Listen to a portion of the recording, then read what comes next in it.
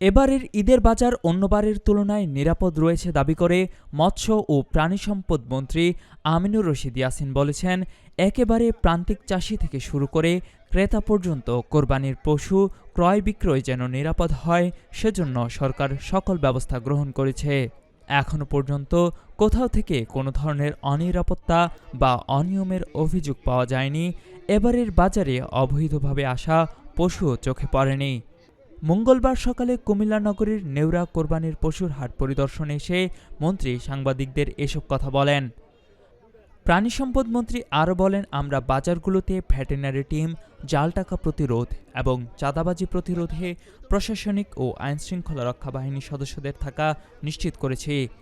ঈদের বাজার মাত্র শুরু হয়েছে। এবার সারা দেশে প্রায় 1 কোটি পশু কোরবানির সম্ভাবনা রয়েছে।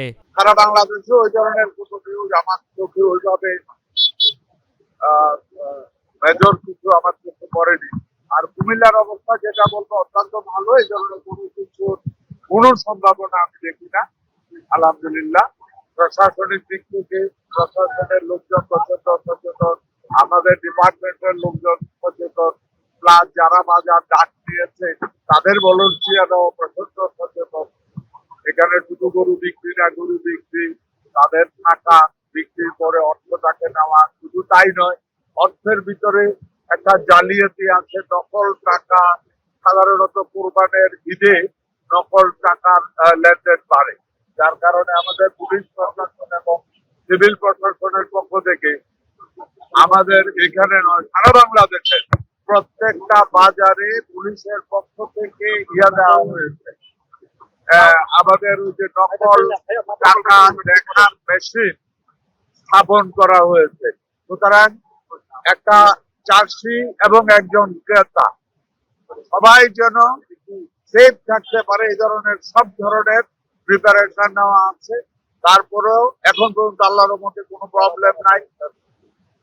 বাইরের গরুর প্রশ্ন যদি আসে, আমার মনে হয় পুরা বাজার খুললে, আমি যত অর্ধেক বাজার হেঁটে আসছি, আপনি নিজেও দেখেন, উত্তর মাথা থেকে হাঁটা শুরু করেছি, এখন পর্যন্ত আমার দৃষ্টিতে বাইরে কোনো গরু করে নাই চোখে, সব লোকাল।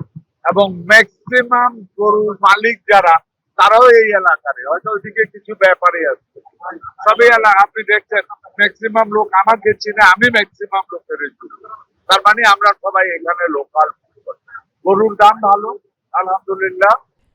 এই সময় তার সাথে ছিলেন কুমিল্লা সিটি কর্পোরেশনের প্রশাসক ইউসুফ মোল্লা টিপু, জেলা প্রাণী সম্পদ কর্মকর্তা শামসুল ইসলাম, কুমিল্লা সদর উপজেলা বিএনপির সভাপতি রেজাউল কাইয়ুম ও সাধারণ সম্পাদক শফিউল আলম রাইহান সহ জেলা প্রাণী সম্পদ কার্যালয়ের ঊর্ধ্বতন কর্মকর্তা ও প্রশাসনের কর্মকর্তাগণ।